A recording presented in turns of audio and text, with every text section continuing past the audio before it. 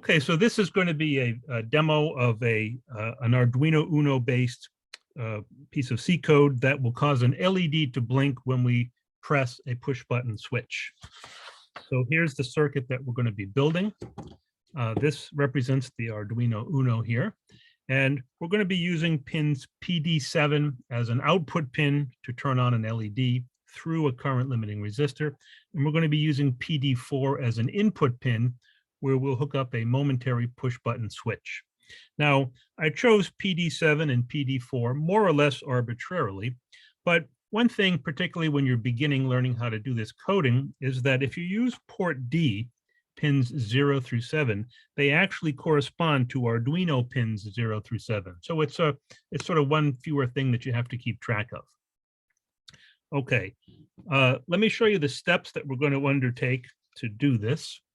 You know, this is an embedded system, so it has both hardware and software. So to build the software, the code, the first thing we'll do is we'll make a project folder on our computer for this project. We'll call it BlinkSwitch. Then we'll open up Visual Studio Code and we'll create the code. I actually have pre-created it, so I'm just going to copy it in from someplace else. But I'll show you the steps that we would be taking. Then we're going to copy the make file into our project folder. Now I've published the make file on the Moodle site for our course, so you can go there and grab it and then put it into the project folder. Then you just have to edit 2 lines in the make file. One is to give it the name of the source code, and the other one is to tell the make file which serial port your Arduino UNO is connected to. When all that's done, we'll just type make, and that will go through the steps to compile the code, and we just see, does it compile? And if it does, we move on to the next step. If it doesn't, we have to go and revise the code. Once we've got it successfully compiled, we won't yet know whether the code is fully working, but we'll at least know that it's compiled. Then we'll build the circuit. And so we'll gather up the components we need, and then we'll test the components as needed. And this is an important part of this. You know, the thing about an embedded system that's tricky is it does have hardware and software, and they interact. And many times, particularly when you're beginning to build these things, you set the whole thing up and it doesn't work. And you say, well, what's wrong? Is it the problem with the code? Is it the problem with the circuit? Is it a problem with one of the components? So you want to try to find ways of testing things piece by piece as you're moving along. So after we've done that, we'll build the circuit, and then we'll do make flash. That is, flash the code to download the code to the ROM on the Arduino UNO's microcontroller, and we'll see if it works. Okay, and if it works, well, we rejoice. So let's go ahead and start to build the code here.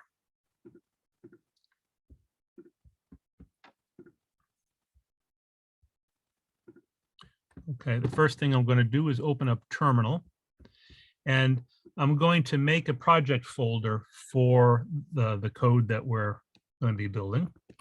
And so let me first move to where I put all my embedded code. CD, documents, coding projects,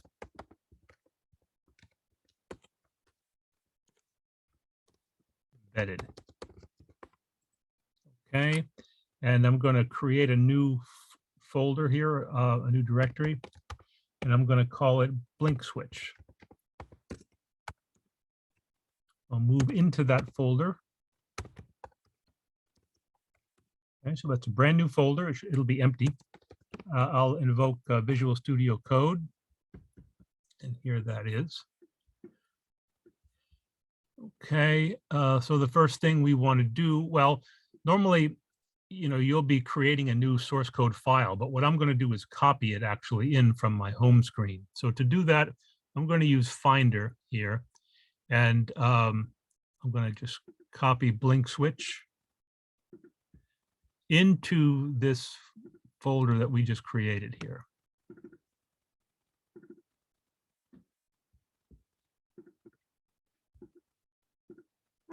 Okay, there it is, and you see it shows up on the Explorer side of Visual Studio Code, and there's the code.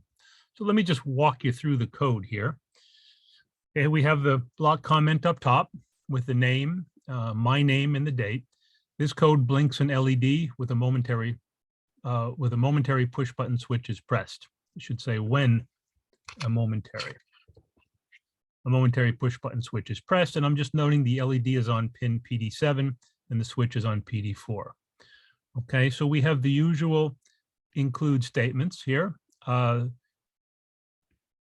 going to be blinking an LED, so I've just created a symbolic constant called duration, and that'll specify the amount of time that the LED stays either on or off, and that'll just be part of my blink structure. Okay, then we get into the code itself here. This line here, DDRD is equal to 1 shift left DDD7. That just sets pin D7 as the output, and it'll set all the other pins as input, because what we're doing is we're writing to the data direction register for port D0, followed by a bunch of, we're writing 1 followed by a bunch of zeros. So that sets pin 7 as output and the others as input. Okay, this next line is important. When we put a 1 in position port D4, what that will do is it'll set the internal pull-up resistor on pin PD4. So that's important.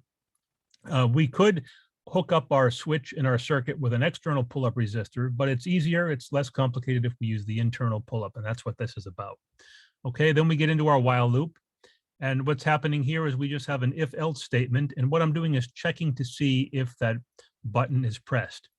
And if the button is pressed, then PD4 is going to equal 0. So here, what this structure does is it just tests to see whether PD4 is 0. And if it is, then what I'm doing is I'm toggling the LED. That is, I'm toggling D7. I'm waiting a little bit, okay? And then I'm exiting the if loop. The else part of this if loop is what happens if the button is not pressed. And in that case, I'm just turning off the LED. Okay, so that's the code. So now what I need to do to compile it is I need to go and grab the make file. So to do that, I'm going to go to Moodle.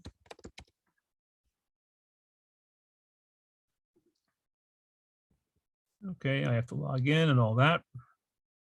Looks like I'm already logged in. Okay, and I put the make file here. Now I've actually already downloaded it, so it's already in my download folder. And what I need to do is put it in this BlinkSwitch folder. So I'm going to go back to my Finder here. I'll go to Downloads, and there it is. I'll copy that. And now I'm going to drop that into this BlinkSwitch.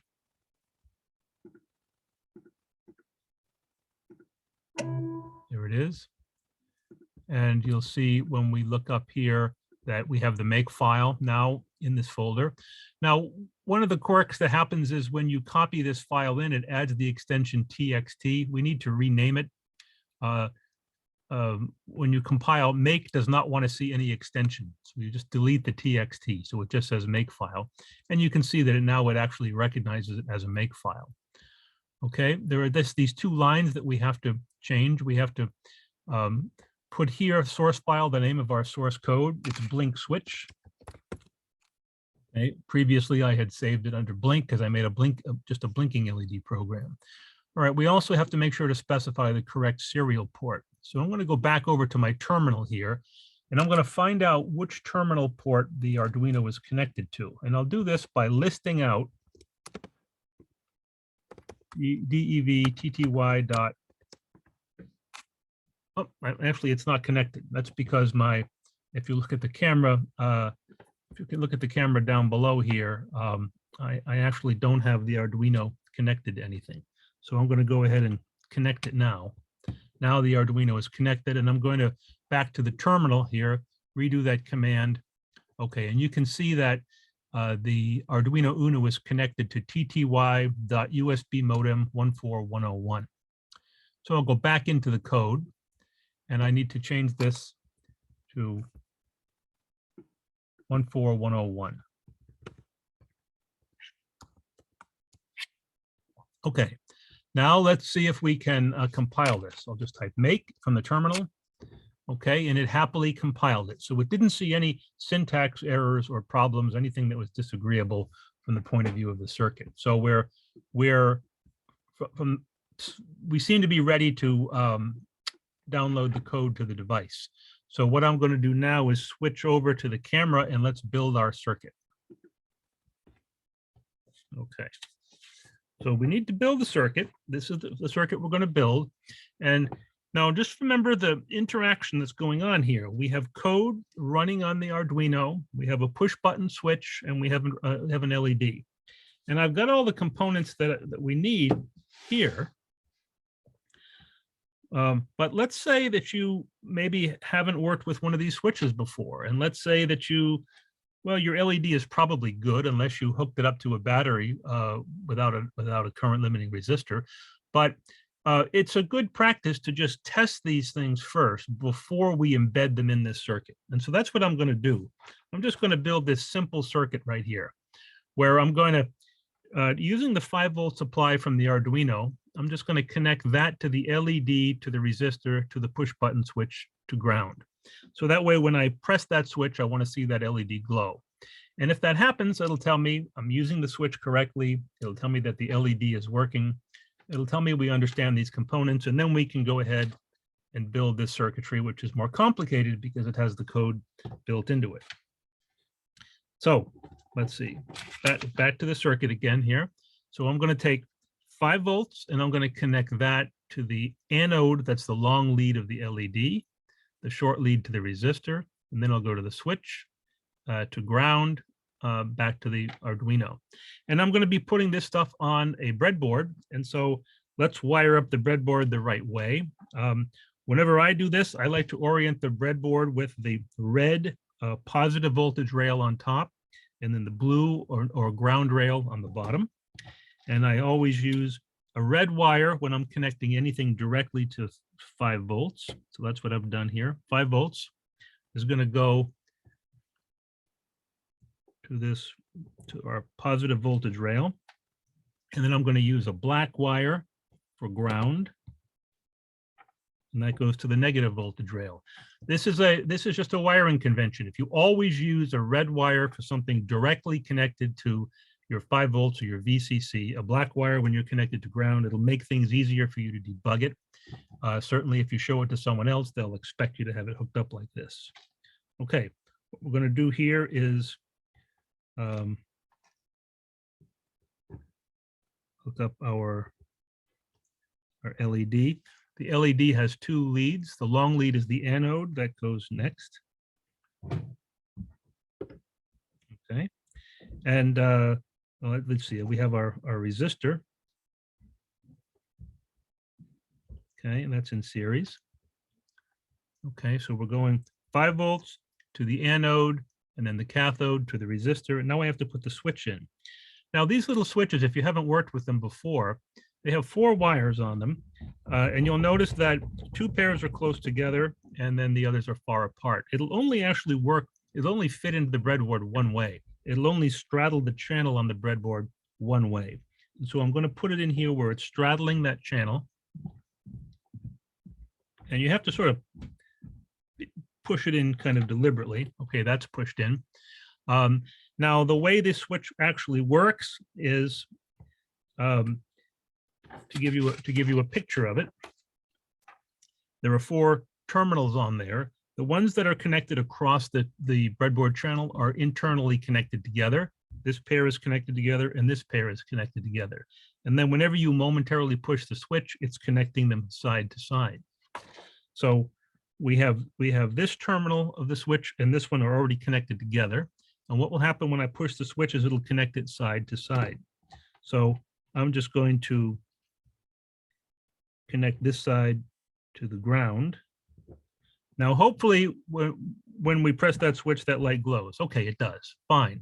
So that tells us, yeah, okay, we've got things connected right. We know how the switch works. We know how the LED, we have a good LED and so forth. All right. So now I'm going to disassemble this and I'm going to build the actual circuit that we want for our embedded application. Okay. Okay. And To PD7, we're going to hook up a resistor and then the LED and then to ground. And then to PD4, we have our switch going to ground. Okay, PD7.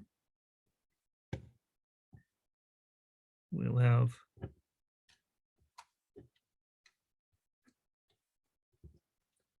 a resistor, and then we'll have the LED going to ground.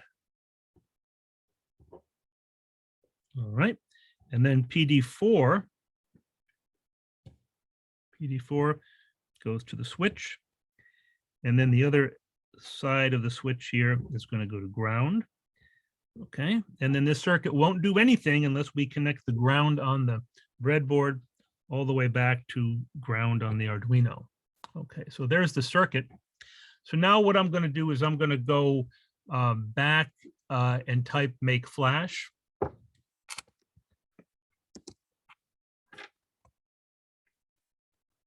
Okay, it flashed successfully, no errors. And then when I press the switch, we should see a blinking LED, and indeed we do. Okay, and you can see it's blinking fairly fast. That's because we had a short delay in there. I think it was only 50 milliseconds. I'll go back and I'll make it a longer delay. So I'm just, you can't see it now, but I'm just jumping back to the code and I'm going to make that delay 2000. So that means it'll be on for 2 seconds and off for 2 seconds.